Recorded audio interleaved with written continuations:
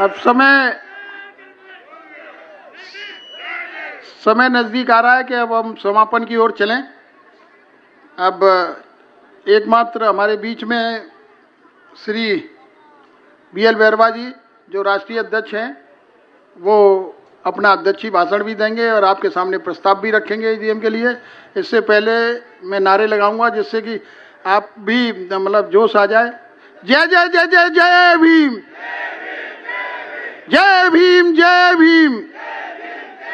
All India SC/ST railway employees जिंदाबाद, all India SC/ST railway employees जिंदाबाद, हाथ उठा के जिंदाबाद, BL बैरवा जिंदाबाद, एक एक साथी जिंदाबाद, सेंट्रल रेलवे जिंदाबाद, साउथ ईस्ट सेंट्रल रेलवे जिंदाबाद, दोनों डिवीजन जिंदाबाद, जिंदाबाद जिंदाबाद। माननीय BL बैरवा जी।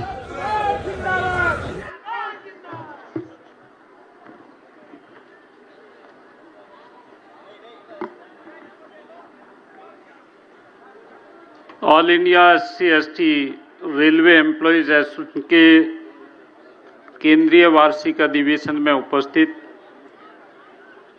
हमारी एसोसिएशन के राष्ट्रीय महासचिव श्री अशोक कुमार जी, मंच पर विराजमान कार्यकारी अध्यक्ष श्री ज्ञान शेखरन जी, वरिष्ठ उपाध्यक्ष PC Murmu ji, additional general secretary M Mohan ji, कोषाध्यक्ष प्रेम सिंह जी और मंच पर बैठे हुए हमारे तमाम जोनल सेक्रेटरी और जोनल प्रेसिडेंट, सामने विराजमान हमारे सभी पदाधिकारी और डेलीगेट्स और बहनों और भाइयों, सबसे पहले मैं आज संविधान दिवस पर बाबा साहब डॉक्टर भीमराव अंबेडकर जी को कोटि कोटि नमन करता हूं, जिन्होंने इस संविधान का निर्माण किया और जिसकी वजह से आज हमको ये अधिकार मिला। उसके बाद भगवान बिरसा मुंडा जी, जिनका जन्म 15 नवंबर को हुआ था और सरकार ने जनजाति गौरव दिवस उनको घोषित किया हुआ है, और इस साल चूंकि उनकी 150वीं जयंती है और सरकार भारतीय संविधान को लागू हुए 75 वर्ष हो गए हैं, इस ओकेजन को सेलिब्रेट कर रही है, तो इस वजह से पूरा पखवाड़ा सरकार ने जनजाति गौरव दिवस के रूप में मनाया है। तो मैं भगवान बिरसा मुंडा जी को भी कोटि कोटि नमन करता हूँ। तमाम महापुरुष जिनका यहाँ नाम लिया गया, जिन्होंने हमारा समय समय पर मार्गदर्शन करवाया, संघर्ष किया और उपदेश दिए, उन सबको मैं आप सबकी तरफ से कोटि कोटि नमन करता हूँ। साथियों, एक विस्तृत एजेंडा आपके सामने रखा गया था और मुझे इस बात की खुशी है कि एसोसिएशन हर वर्ष हर दिन लगातार नए प्रयास कर रही है, नए बदलाव कर रही है, और आज भी अनेकों ऐसे नए काम हुए हैं जिन पर हमको गर्व होना चाहिए। और वो ये है कि 2 दिन से जो हमारा अधिवेशन चल रहा है, उसका आज जो लास्ट डे था और ओपन सेशन भी था और इसका समापन भी अभी होने जा रहा है। हमने लोकतांत्रिक प्रक्रिया को हमेशा अपनाया है, पारदर्शिता को अपनाया है, और यही वजह है कि आपने देखा आज जितने भी जोनल रेलवे और प्रोडक्शन यूनिट हैं, उनको यहाँ बोलने का अधिकार दिया गया और उन्होंने अपनी बात को बड़ी बेबाकी के साथ यहाँ रखा। तो ये एक खुशी की बात है कि हम लोगों की बात को सुन रहे हैं और लोगों की बात पर विचार करके और आगे की रणनीति हम लोग बना रहे हैं। ये किसी भी संगठन का एक बहुत अच्छा संदेश है कि वो कम से कम अपने जो पदाधिकारी और अपने डेलीगेट की भावना को वो जानते हैं। इसके अलावा इसी अधिवेशन के दौरान कई चर्चाएं हुई। हमने कल भी बताया था कि हमारे अधिवेशन में पहली बार रेल मंत्री यहाँ पधारे और उन्होंने हम लोगों को संबोधित किया। मेघवाल साहब अनेकों बार आए हैं, लेकिन कोई रेल मंत्री पहली बार यहाँ पधारे, ये भी एक ऐतिहासिक उपलब्धि हमारी है। इसके अलावा जो प्रांगण में आप बैठ कर के अधिवेशन देख रहे हैं, मैं तो इसे भी ऐतिहासिक मानता हूं कि कोई पॉलिटिकल पार्टी से कम आयोजन ये नहीं है और किसी ट्रेड यूनियन का तो आज तक ऐसा आयोजन हुआ भी नहीं है। लगातार हम प्रोग्रेस कर रहे हैं। इसके अलावा एक हमने कल से ही हमारी एसोसिएशन का नया यूट्यूब चैनल जारी किया है और आपको ये जानकर खुशी होगी कि बहुत से लोग हमारे सामने भी कहते हैं और लोगों को बरगलाते भी हैं कि मीटिंग में कुछ होता नहीं है बात और मिनट्स में लिख दिया जाता है। ऐसा नहीं है। ये जितनी भी बातें, जितने भी भाषण यहाँ हुए हैं, ये यूट्यूब चैनल पर प्रसारित हुए हैं और इसका पूरा रिकॉर्ड आपको हमेशा अवेलेबल रहेगा। इससे ज़्यादा पारदर्शिता नहीं हो सकती। कल के कार्यक्रम का 9 घंटे का प्रोग्राम जो है वो यूट्यूब चैनल पर उपलब्ध है और आज के कार्यक्रम का भी आपको उपलब्ध रहेगा। आप चाहो तो अभी भी देख सकते हो, चालू है, मेरा भाषण भी उस पर आ रहा है। तो ये एक नया बदलाव है, जो बदलाव हम लोगों ने सबने मिल कर के अनुशासन में रह कर के और अपनी दृढ़ इच्छा शक्ति की बदौलत इसको हासिल किया है। इसमें कठिनाइयाँ अनेकों बार आई हैं। लोगों ने हमको हमारे रास्ते में रुकावटें डाली हैं, जिनकी अभी चर्चा की गई। ऐसे भी लोग पैदा हुए जिन्होंने संगठन को तहस नहस करने की कोशिश की और पहले भी ऐसा हुआ कि 1995 से लेकर के और 2003 तक हमारी कोई सेंट्रल कमेटी नहीं थी और हम लोग जोनल और डिवीज़न के लोग हैं, अपने स्तर पर काम कर रहे थे। तो इसको 2003 में हम लोगों ने मिल करके और हमारी टीम ने न्यायालय में लड़ाई को लड़के और लोकतांत्रिक ढंग से 2003 में हमारे चुनाव हुए और तब से लेकर लगातार 2024 तक हमारे चुनाव होते हैं। डेमोक्रेटिक सिस्टम से होते हैं। लोग उसमें फॉर्म, नॉमिनेशन फॉर्म भी भरते हैं, चुनाव भी लड़ते हैं। कुछ लोग जीतते हैं, कुछ लोग हारते भी हैं।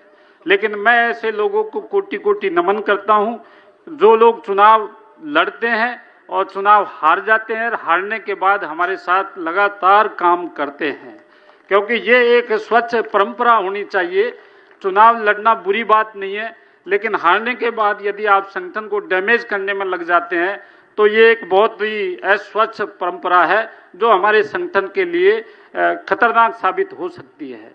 तो ऐसे लोगों को हमको हमेशा ही कंडेम करना पड़ेगा कि वो सिर्फ पद की लड़ाई लड़ते हैं और अपने पद पाने के लिए तमाम तरह के जो प्रयास हैं वो करते रहते हैं, समय समय पर करते हैं। लोगों को भड़काते हैं, लोगों को बरगलाते हैं, लोगों को मिसगाइड करते हैं। बायलॉज फॉलो नहीं हो रहा है, ये नहीं हो रहा है, वो नहीं हो रहा है, तमाम तरह की बातें करते हैं। तो ऐसे लोगों को हमको कंडेम करना चाहिए और अब तक हम करते रहे हैं, इसीलिए हम कामयाब हुए हैं। साथियों, कल भी बहुत सारी बातें हुई थी। माननीय अशोक कुमार जी ने आपको जो आपकी सुविधाओं के बारे में जो बता ही दिया है, लेकिन मैं इतना कहूँगा कि रेल मंत्री और जो अर्जुन मेघवाल साहब को सुनने के बाद मैं समझता हूं कि कुछ भी बकाया नहीं रह जाता है। जो बातें मंत्री जी के सामने रखी गई हैं, 4 बातें आपको अशोक जी ने बताई हैं, वो 4 की 4 बातों पर बहुत गहनता से काम हो रहा है। संडे के दिन भी रेलवे बोर्ड खुला था और प्रयास ऐसा है कि आपको जल्दी से जल्दी सुविधाओं का कुछ न कुछ ऐसा, ये जो हमारी एजीएम है इसकी सफलता के रूप में शायद आपको कुछ मिल जाए। और मेघवाल साहब तो कल ऐसा ही कह रहे थे कि शायद रात तक की कोई सूचना मिल जाए। तो ये बातें मैं इसलिए बता रहा हूँ कि हम लोग बड़ी गंभीरता से काम कर रहे हैं और धीरे धीरे करके हम कुछ हासिल करें। ओपीएस का एक मसला जो यहाँ बार बार उठाया जा रहा है और बहुत अच्छी नारेबाजी भी होती है, तो ये जो युवाओं में जोश है और उनका हक अधिकार और भविष्य का सवाल है। लेकिन मैं आपको ये बताना चाहता हूँ कि हमने इस मुद्दे पर लगातार संघर्ष किया है और जैसा हमारे जनरल सेक्रेटरी साहब ने बताया, हर मोर्चे पर ट्रेड यूनियन के साथ हम खड़े रहे हैं और अभी भी जो सीक्रेट बैलेट इलेक्शन हो रहे हैं, हमने उसको, इस मांग को प्रायोरिटी से रखा है और जो भी संगठन चुनाव लड़ रहे हैं उनको इस मुद्दे को बैनर से उठाने के लिए मजबूर किया है, चाहे वो किसी भी दल से जुड़े हों। लेकिन ओपीएस के मुद्दे पर न तो हमारी एसोसिएशन ने कोई समझौता किया है और न हम आगे करेंगे इस पर समझौता। लेकिन मेरा एक आग्रह है कि कल जो हमारे मंत्री जी अश्वनी वैष्णव साहब जब यहाँ संबोधित करके और जाने वाले थे, उस समय जोश जोश में हमारे कुछ जो युवा साथी हैं उन्होंने यहाँ मंच पर आकर के जबरदस्त नारेबाजी करी और सिंबॉलिक अपनी मांग को रखने में कोई बुराई नहीं है, लेकिन हमारे रोकने पर भी वो नहीं रुक रहे थे। यदि आप रुक जाते तो मैं समझता हूं कि मंत्री जी थोड़ी देर और बैठ करके कुछ और चीजें हमें बता करके जाते। तो आप लोग इनमें बैलेंस करें। आपकी बात कहने के लिए हम लोग हैं, हमारी बात सुनने के लिए मंत्री जी हैं, लेकिन इन बातों का दायरा तय करना पड़ता है। आपकी बातों से हम पीछे नहीं हटेंगे, पर इसका मतलब ये भी नहीं है कि जिस आदमी से हम लेने जा रहे हैं उस आदमी को आप इतना ज़्यादा रोष प्रकट करें कि आपकी बात को थोड़ा सुनने में ही कठिनाई हो जाए। तो इन चीज़ों पर आप थोड़ा सा अनुशासन बरतें। जोनल रेलवेज प्रोडक्शन यूनिट ने जो मुख्य बातें रखी गई हैं वो सारी की सारी बातें एकदम सही हैं और उन पर हमारी सेंट्रल कमेटी का काम चल रहा है। फैसिलिटीज़ के बारे में आपको बताया गया है। कोर्ट केसेस के बारे में ये वादा आपको पहले से ही कर रखा है कि हम लोग कोई समझौता नहीं करेंगे। ट्रेड यूनियन के बारे में जो हमारे साथ हरेसमेंट करती हैं, ये बात भी हमने अच्छे स्तर पर रखी है। और बाबा साहब के बारे में खासकर मैं बताना चाहूँगा, बाबा साहब और भगवान बिरसा मुंडा जी के बारे में, कि बाबा साहब संविधान के निर्माता हैं, कोई अनुसूचित जाति के नहीं हैं। आप लोग यदि ये भ्रम दिमाग में बैठा रखा है तो आप इसे निकाल दीजिए। यदि आप लोगों के मन में ऐसा है कि बाबा साहब अनुसूचित जाति के हैं, इस वजह से आप इनको तो फोटो भी लगाते हैं, इनकी मूर्ति भी लगाते हैं और इनका नारा भी लेते हैं। आज इस एजीएम से जाने के बाद आप इस चीज़ को दिमाग से निकाल दें, और यदि आपने ये दिमाग से नहीं निकाला तो ये समझ लो कि आपकी बुरी शुरुआत हो चुकी है। क्योंकि बाबा साहब डॉक्टर भीमराव अंबेडकर एक अलग महान हस्ती हैं, भगवान बिरसा मुंडा एक अलग महान हस्ती है। वो 150 बरस पहले जो उनका संघर्ष है उसको हम नहीं भूल सकते। सरकार ने जो 150 वर्ष पहले जन्म हुए महापुरुष है उनको 75वां जो संविधान जो लागू हुए 75 वर्ष, उस दौरान जो महापुरुष सेलेक्ट किए आदिवासी समाज के, उनमें सर्वोच्च श्रेणी में भगवान बिरसा मुंडा जी को शामिल किया गया है, जिन्होंने आज़ादी की लड़ाई में भाग लिया और देश को आज़ादी दिलाने में उनका योगदान रहा।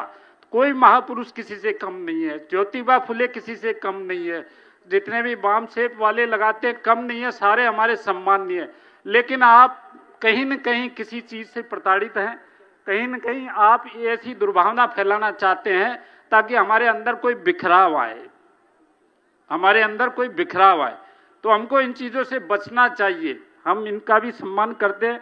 मैं इस खुले मन से ओपनली बताना चाहता हूं, क्योंकि बातों को दबाने से काम नहीं चलता है। भगवान बिरसा मुंडा जी का या जो मूर्ति लगाने का हमें किसी ने सजेशन नहीं दिया था और न हमने किसी के दबाव में लगाई थी।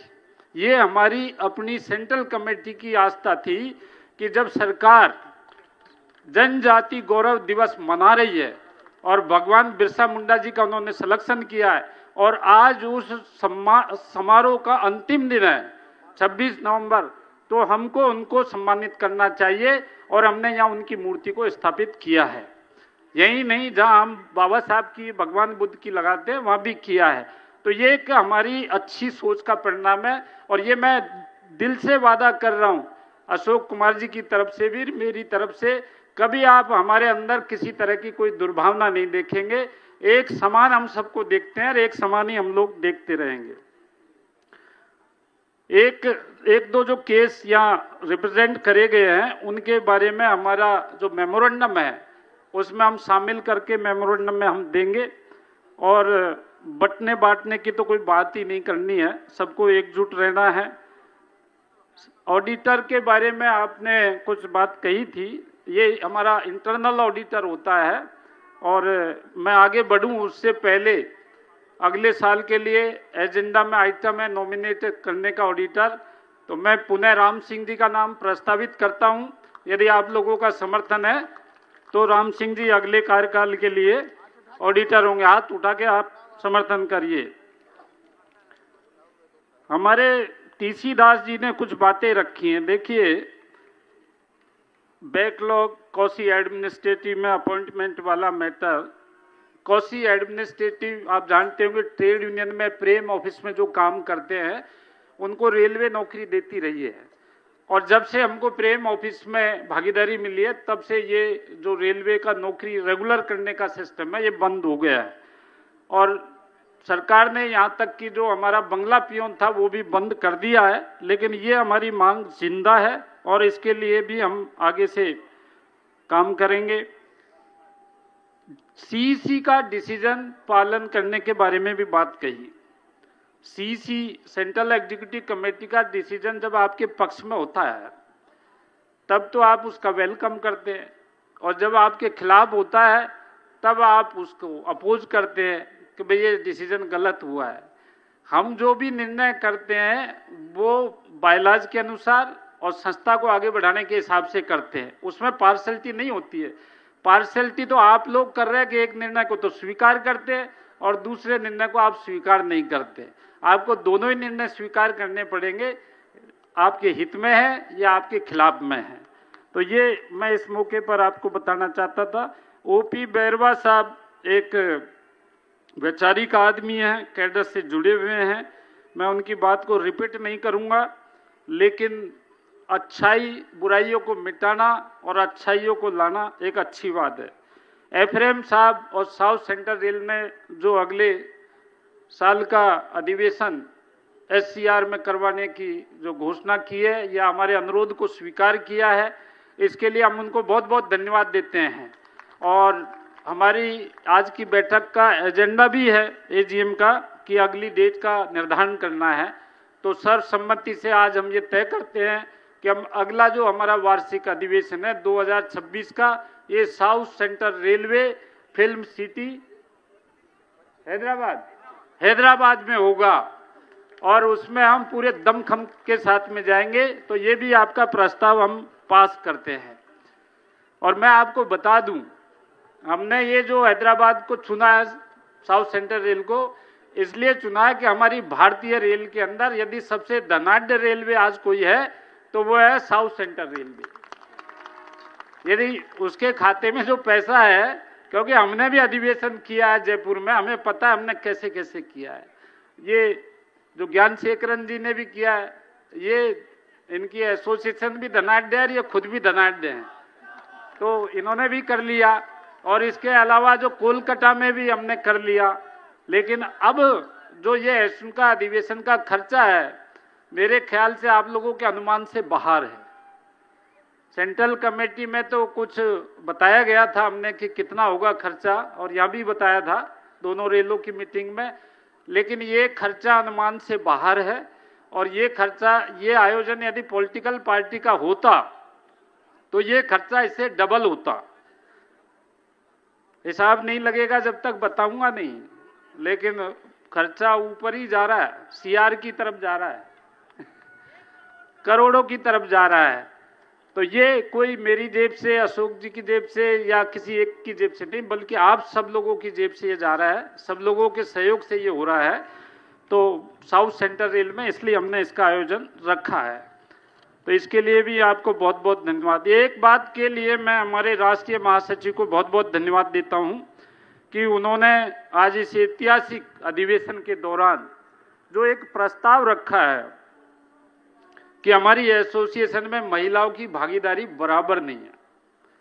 ये एक प्रस्ताव हमने पिछले अधिवेशन में भी रखा था, और हमारा तो प्रस्ताव ये था कि आप कम से कम एक ब्रांच 10 की होती है तो उसमें एक महिला तो आप रखें कम से कम। आप जो 21 पदाधिकारी डिवीजन में होते हैं तो उसमें आप 1-2 तो रखें। जोन में आपका 31 का होता है उसमें भी आप कुछ रखें, और इसी तरह केंद्रीय कार्यकारिणी में भी हो। हम इस बात की घोषणा करते हैं कि केंद्रीय कार्यकारिणी की जो एक्सटेंडेड कमेटी बनेगी उसमें हम कुछ महिलाओं को प्रतिनिधित्व देने का काम करेंगे। और साथ ही साथ एक प्रस्ताव इस अधिवेशन में पारित करना चाहते हैं कि ये जो प्रतिनिधित्व है, मिनिमम प्रतिनिधित्व, वो हर ब्रांच, डिवीजन, वर्कशॉप और केंद्रीय कार्यकारिणी में ये प्रतिनिधित्व किया जाए। आप लोग तैयार हैं? पद छोड़ना पड़ेगा, मतलब एक महिला को देने के लिए एक पुरुष को छोड़ना पड़ेगा। तैयार हैं आप लोग? धन्यवाद। ये भी प्रस्ताव पास किया जाता है। आपके प्रेम सिंह जी, थोड़ा बोला नहीं जा रहा था, नहीं तो शायद वो बहुत ज़्यादा बोलते। उनकी जो दर्द है वो पैसे का ही दर्द है, तो मैं भी उनकी बात को आगे बढ़ाता हूँ। सेंट्रल शेयर तो आप दें ही, लेकिन ये आयोजन में भी सोवेनियर के माध्यम से या अलग अलग ढंग से जो तय किया गया है वो पैसा आप जमा करा के जाए। खोया साहब ने तो अपना खाता खाली कर दिया है, एक पर्सनल चेक लाए थे जो खटाखट काट के सबको देते रहे, लेकिन आपका जो भी बनता है वो आप जमा कराए, हम एक्स्ट्रा नहीं लेंगे आपसे, कुछ भी एक्स्ट्रा नहीं लेंगे। प्रभात पासवान जी को भी धन्यवाद, खोपरागढ़े साहब को भी धन्यवाद, खोया साहब को भी धन्यवाद, और टीवी वाघमरे साहब, और खासकर जो हमारे यहाँ डिवीजन सेक्रेटरी हैं निकेश उके, जिनके बहुत सारे फोटो लगे हुए हैं और बहुत जिद्दी आदमी हैं, तो इनको भी बहुत बहुत धन्यवाद कि इन्होंने आपके ये सब आयोजन में काम किया। हमारा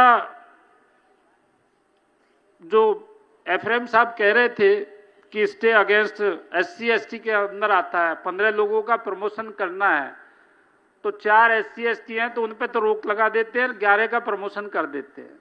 मेरा आपसे अनुरोध है, और आपसे नहीं आप सबसे है, कोर्ट केसेज के मामले में जब भी कोर्ट केस होता है तो हम उसमें पार्टी नहीं बनते हैं, और वो लोग यदि पार्टी बनाते हैं तो हम एडवोकेट खड़ा नहीं करते हैं। यदि हम अपना एडवोकेट खड़ा करें और अपना पक्ष रखें तो न्यायालय निश्चित रूप से वन साइडेड डिसीजन नहीं देगा, और ऐसा तो देगा ही नहीं कि SC ST को आप रोक लो और जनरल का आप कर दो। लेकिन ये हमारी कमजोरी है कि हम लोग वहाँ पर पार्टी नहीं बनते, उनको गंभीरता से नहीं लेते। आप गंभीरता से कब लेते हैं? जब कैट का ऑर्डर हो जाता है, हाई कोर्ट का हो जाता है, अपील खारिज हो जाती है, और जब सुप्रीम कोर्ट में जाता है मैटर, तब हम कहते हैं सब सेंट्रल कमेटी को काम करना चाहिए।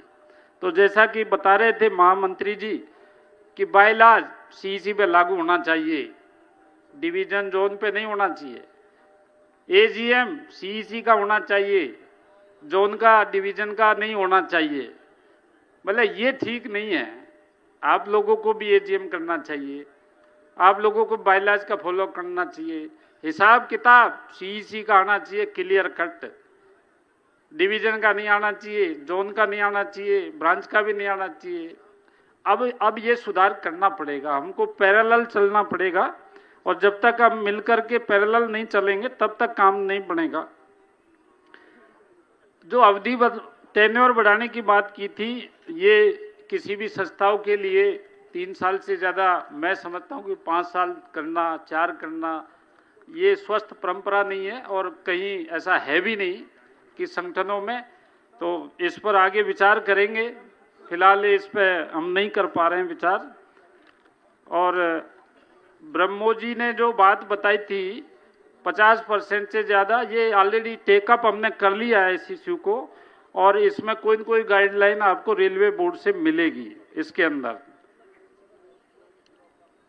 बसाक साहब का जो इश्यू था जोनल रेलवे से दिल्ली तक राजधानी और शताब्दी में सेकंड AC में यात्रा का, ये बोर्ड ने एग्री कर लिया है, और मैं समझता हूँ कि अगले 1-2 वीक में इसमें प्रोग्रेस आपके सामने होगी।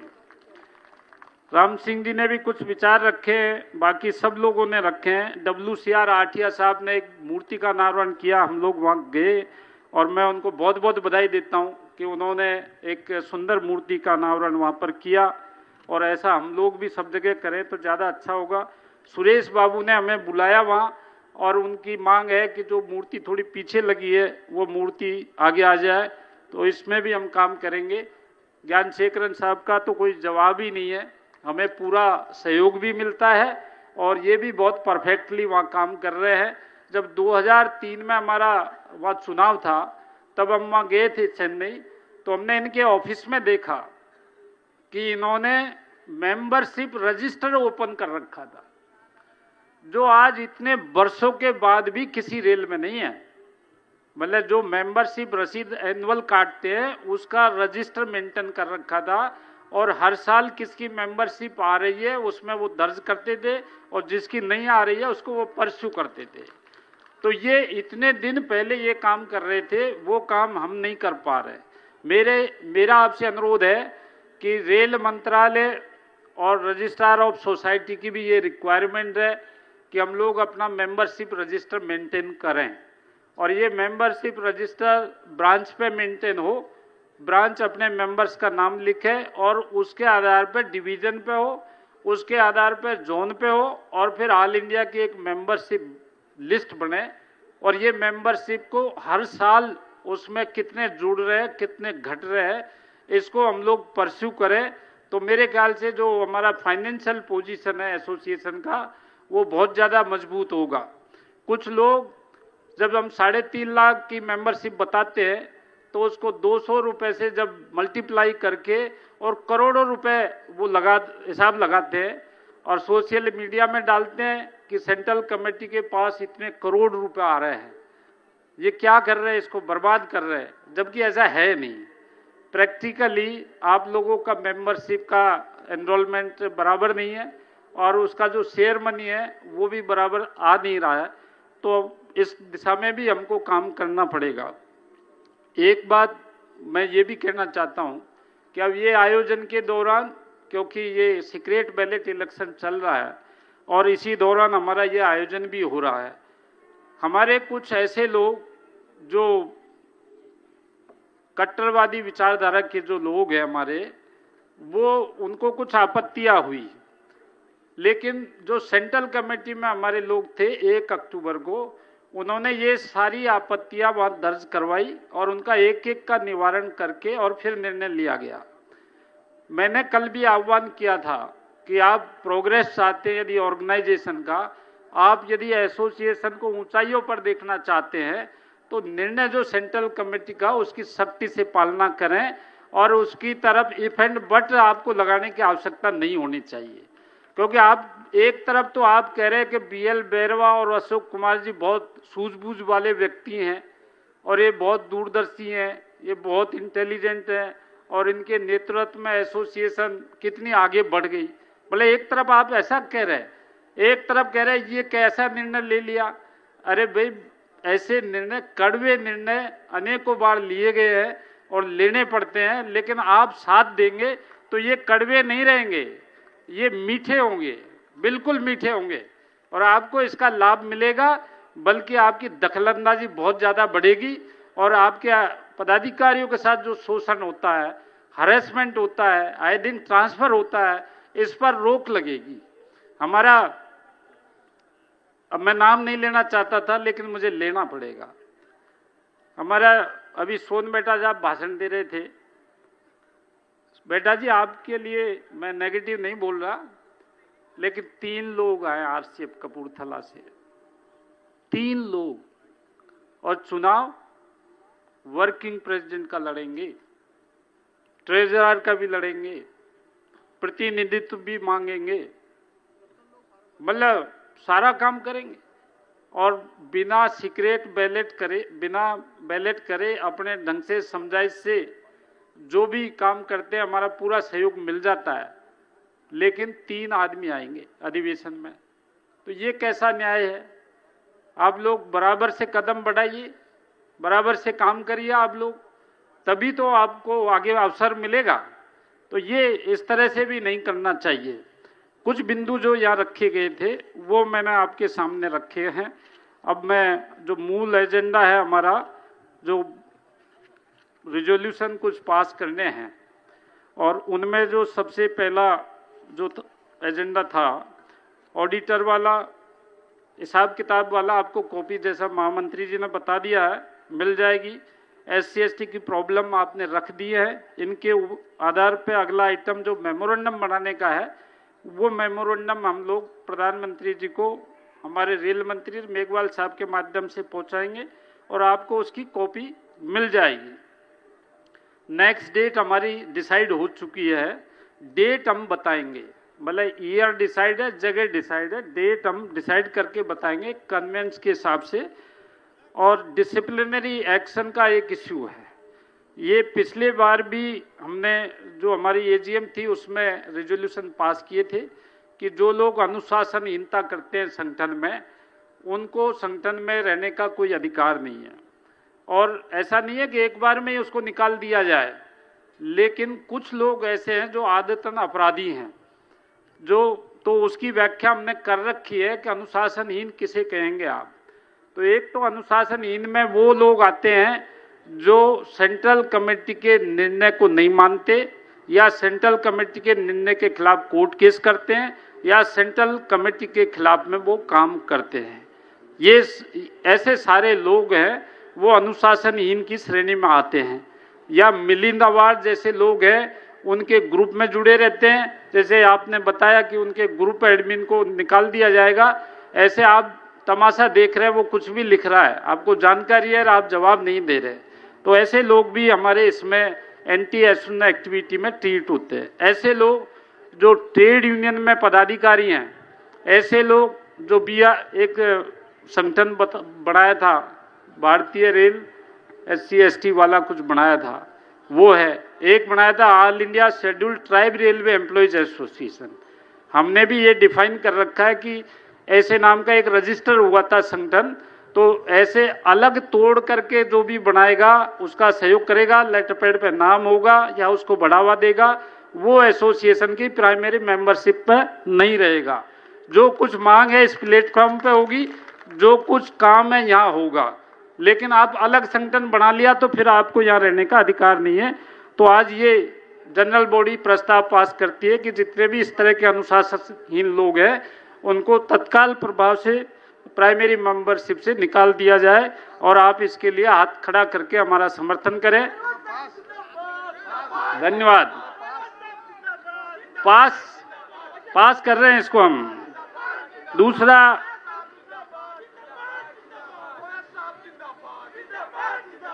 दूसरा ये है, देखिए ऐसा नहीं है हमारा विरोध नहीं होता है, हमारा विरोध होता है और हम उस विरोध को झेलते भी हैं और हम उसको क्लियर भी करते हैं और फिर समझ में आ जाता है जब वो समर्थन भी करते हैं। लेकिन कोई परमानेंट विरोधी मान ले या संगठन विरोधी काम करे, वो ठीक नहीं है। अगला इश्यू था जो बायलॉज में अमेंडमेंट के बारे में, तो इस बारे में दो इश्यू थे।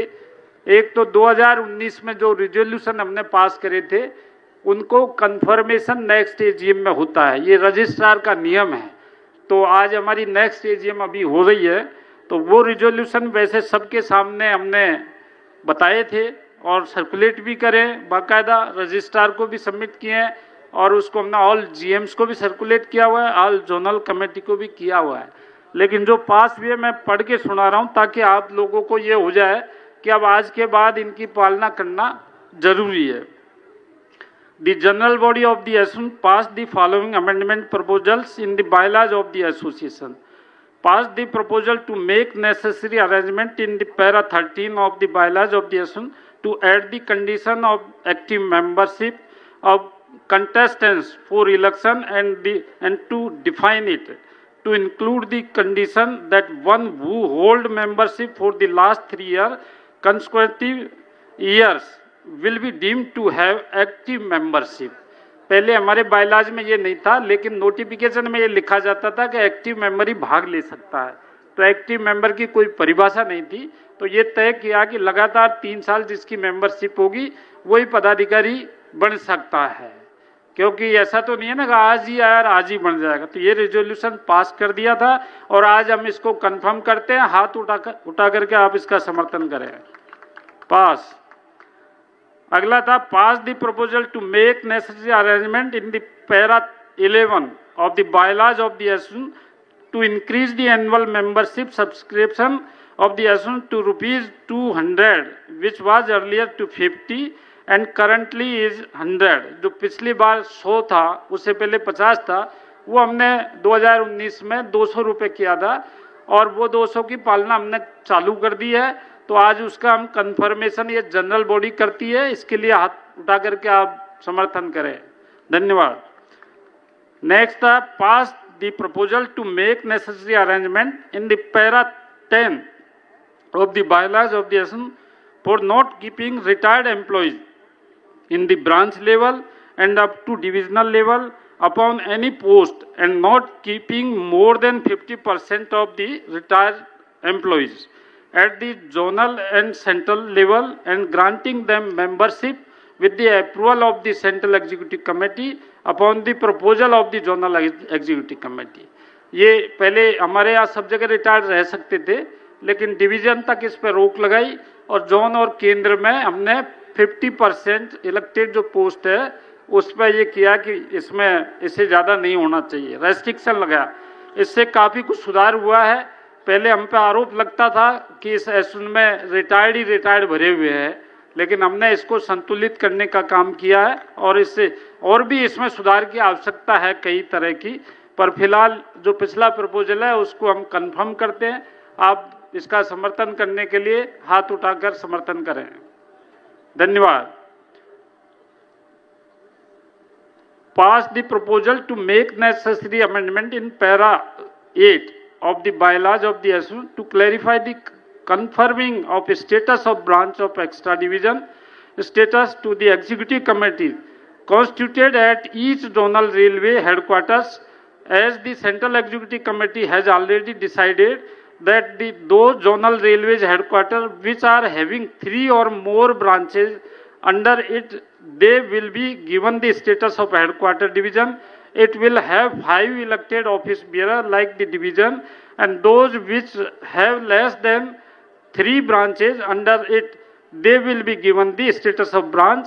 There will be only 3 elected office bearer in them like a branch, but they will be directly under the zonal executive committee. Headquarter कहीं हेडक्वार्टर ब्रांच है, कहीं हेडक्वार्टर डिवीजन है।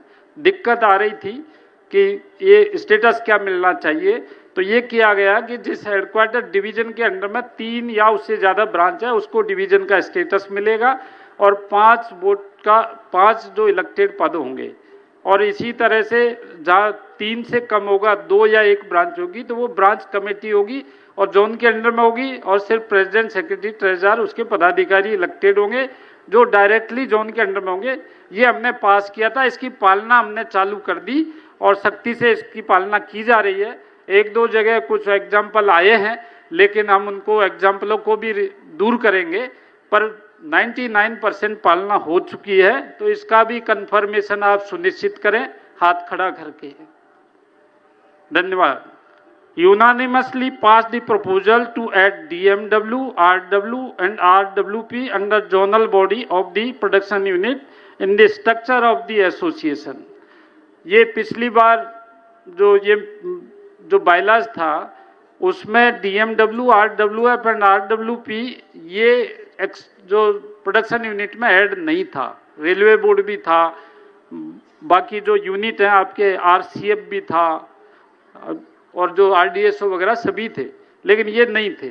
तो ये उसमें ऐड किए गए थे और प्रैक्टिकली ये इम्प्लीमेंटेशन में है, तो इसका भी आप समर्थन करें हाथ उठा करके।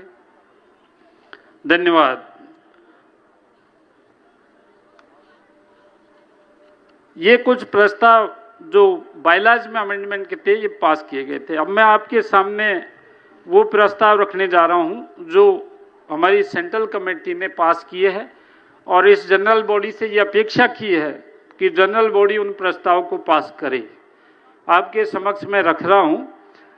एक तो हमारा जो नोटिफिकेशन निकलता है इलेक्शन का हर बार, तो हर लेवल पर ये मैनिपुलेट किया जाता है कि ये बायलॉज में नहीं लिखा है रिगार्डिंग नॉमिनेशन फॉर्म। ऐसा कहा जाता है कि नॉमिनेशन फॉर्म का कोई प्रारूप ही नहीं है बायलॉज में, ये आपने बना दिया है। हालांकि इसकी ज़रूरत नहीं है, लेकिन आज हम इस जनरल बॉडी के माध्यम से जो एग्जिस्टिंग नॉमिनेशन फॉर्म हमारा चल रहा है, जो नोटिफिकेशन के साथ हम लगाते हैं, इसको संविधान का हिस्सा बनाने के लिए हम प्रस्ताव पास करते हैं। आप अपना हाथ उठा करके समर्थन करें। धन्यवाद। दूसरा जो कंडीशन उसमें हम नॉमिनेशन फ़ी की एक लगाते हैं, तो नॉमिनेशन फीस जो है वो नहीं होने से कई बार ये रिप्रेजेंट किया गया है, बोर्ड में भी किया गया है, जोन डिवीजनों में भी किया गया है कि नॉमिनेशन फीस का इसमें कुछ उल्लेख ही नहीं है। जबकि हमने ये बताया था कि हर चुनाव के अंदर, चाहे म्युनिसिपल का चुनाव हो, चाहे सरपंच का हो, राज्यसभा, लोकसभा, जितना भी होता है, एक प्रेस्क्राइब्ड नॉमिनेशन फी होती है, तो उसी के तहत हमारी रहती है।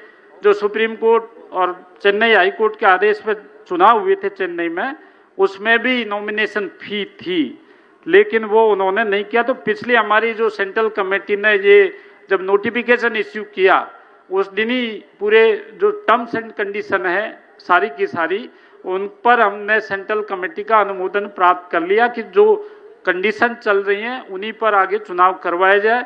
तो आज हमारी सेंट्रल जो जनरल बॉडी है उससे हमें अपेक्षा करते हैं कि संस्था संचालन में ऐसी कोई बाधा नहीं हो, चुनाव में बाधा नहीं हो, और जो लिस्ट सर्कुलेट होती है उसमें अड़चन नहीं आए। इसके लिए जो कंडीशन तय की गई हैं नोटिफिकेशन के अंदर, वो बायलॉज के अंदर उसका प्रावधान आज से कर दिया जाए। तो पहली कंडीशन जो होती है नोटिफिकेशन में, candidate must be an SC/ST railway employ and must be an active member who has subscribed membership of association for last 3 year. तो ये हमने पिछली बार ही कर दिया था और वो कंडीशन में है बायलॉज के अंदर जो अमेंड किया था उसमें। सेकंड था the defaulter and who is having association money with them can not contest the election. तो ये इसको हम आज के जो अमेंडमेंट प्रपोजल पास कर रहे हैं उसमें हम ये भी पास करने के लिए आपका समर्थन मांग रहे हैं कि जो डिफॉल्टर किसी भी तरह का किसी लेवल पर है तो वो चुनाव नहीं लड़ सकेगा। तो ये शर्त को हम हमारे बायलॉज में जो शर्त जोड़ने वाले हैं उसमें जोड़ रहे हैं। तो इसके लिए भी आप लोग हाथ खड़ा करके इसका समर्थन करें। The candidate who have not been deposited the central share and the bonus subscription receipt is not entitled to contest the election। अब से आगे ये कंडीशन बायलॉज में आ जाएगी और जब नॉमिनेशन फॉर्म चेक होंगे तो उस समय आपसे नो ड्यूज मांगा जाएगा। तो डिफॉल्टर के केस में आप चुनाव नहीं लड़ पाएंगे, जिनके पास मेंबरशिप का पैसा सेंट्रल शेयर बकाया है वो। नेक्स्ट है the candidate should not be office bearer और active member of any trade union और association such as AIRF, NFIR, affiliated union, SRBKU and All India ST Railway Employees Association, BRDMA, Railmen's SC/ST Welfare Association और any similar type association. यदि rail के अंदर हमारी ये हमारा माई बाप है जिस पे हम पद धारण किए हुए हैं या पद धारण करने वाले हैं, यदि हम इसी तरह के किसी ट्रेड यूनियन से या एसोसिएशन से SC या ST या SC/ST के नाम से कोई रेलवे के अंदर संगठन है और उससे हम जुड़ते हैं तो वो चुनाव नहीं लड़ पाएगा, क्योंकि यह बिल्कुल ईमानदारी से पूरे समर्पण के साथ में आना बहुत जरूरी है।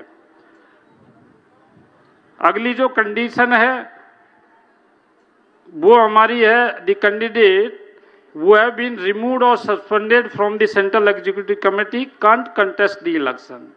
समय समय पर सेंट्रल एग्जीक्यूटिव कमेटी कुछ मेंबर्स को उनकी जो एंटी एलेक्शन एक्टिविटी की वजह से रिमूव करती है या सस्पेंड करती है प्राइमरी मेंबरशिप से, तो वो कोई भी चुनाव नहीं लड़ पाएगा। ये अब तक हम इनकी पालना कर रहे हैं, लेकिन इनको बायलॉज का हिस्सा बनाने के लिए सारी कंडीशंस के लिए जनरल बॉडी से रिक्वेस्ट है कि वो इनको पास करे। जनरल बॉडी पास करती है, हाथ खड़ा करें। धन्यवाद। ये प्रस्ताव भी पास किया जाता है। दूसरा एक इश्यू ये भी आया है कि एक्स्ट्रा जो डिवीज़न हैं वर्कशॉप एग्जीक्यूटिव हैं, लेकिन काफ़ी जगह ये कहा गया कि वर्कशॉप एग्जीक्यूटिव कमेटी है लेकिन एक्स्ट्रा डिवीज़न कहाँ है, जबकि रेलवे बोर्ड ने जो हमको कार्ड पास की सुविधा दे रखी है वो डिवीज़न और एक्स्ट्रा डिवीज़न के लिए दे रखी है। तो हम अपने बायलॉज में ये प्रावधान करना चाहते हैं कि डिवीज़न के अलावा जो यूनिट डायरेक्टली जोन से जुड़ी हुई है, डायरेक्टली जो वोटर होती है उन सबको एक्स्ट्रा डिवीजन ट्रीट किया जाए। तो ये एक्स्ट्रा डिवीजन लिखने से हमारी ये जो कॉम्प्लिकेशन है ये खत्म हो जाएगा। तो आप जनरल बॉडी इसको प्रस्ताव को पास करने के लिए अपने हाथ खड़े करें ताकि हम पास करें। पास किया जाता है। धन्यवाद।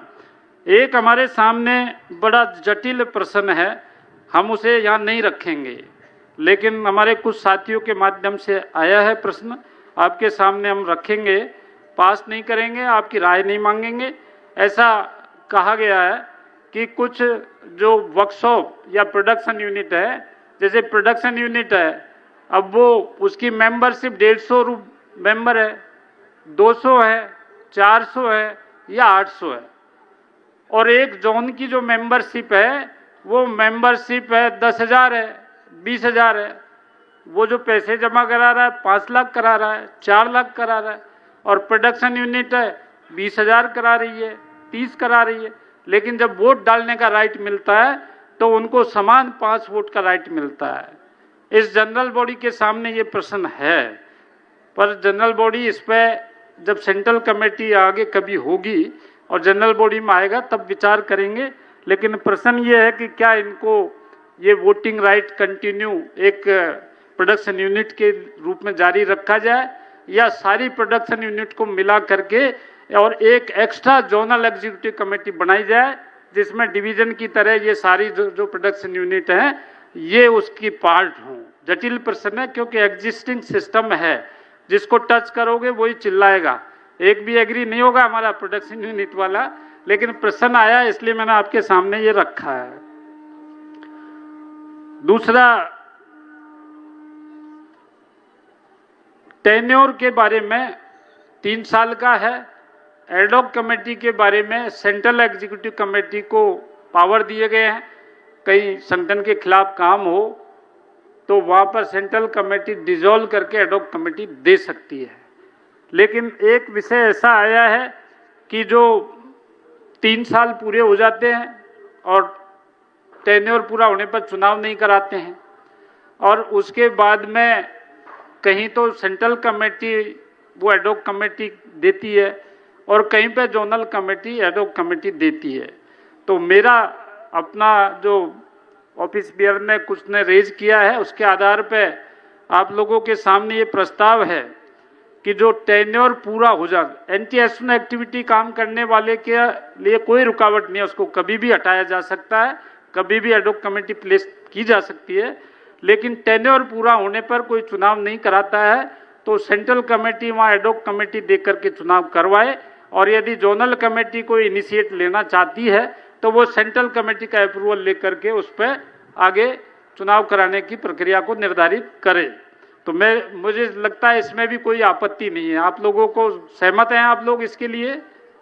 धन्यवाद। एक विषय ये है जो हमारी संस्था संचालन में हमारे सामने जो विषय आए हैं उनका अमेंडमेंट करना आवश्यक है, इसलिए हमने ये अमेंडमेंट प्रपोजल रखे। रेलवे बोर्ड का भी निर्देश है, लिखित में भी उन्होंने दिया है कि ये सब चीज़ें आपके बायलॉज का हिस्सा बनाओ और अमेंडमेंट पास करके और इसमें इसको लिखो। तो इसके लिए जैसे एडॉक कमेटी हम जो देते हैं अभी ये 4 महीने के लिए देते हैं। हमारे बायलॉज में एडॉक कमेटी का कोई टेन्योर नहीं दिया हुआ है, हमारे बायलॉज में एडॉक कमेटी का कोई टेन्योर नहीं दिया गया है। इस वजह से वो कई बार ये दिक्कत आ जाती है कि 4 महीने क्यों। बोर्ड ने जरूर निकाला हुआ है कि 4 महीने होगा एडॉक कमेटी का टेन्योर, पर मैं समझता हूँ कि जब जोनल कमेटी का चुनाव कराना हो तो एडॉक कमेटी के लिए 4 महीने का कार्यकाल कम है।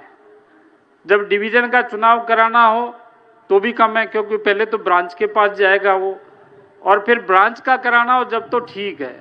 तो मेरे ख्याल से इसको भी हमको इस बायलॉज में क्लियर कर देना चाहिए कि ब्रांच लेवल का एडॉक कमेटी का कार्यकाल 4 महीना, डिवीजन कमेटी 6 महीना, और जो जोनल कमेटी है उसका 9 महीना कम से कम होना चाहिए। इस पे आप लोग सहमत हैं तो ही हम पास करेंगे हाथ खड़ा करके, अदरवाइज नहीं करेंगे क्योंकि नया विषय है।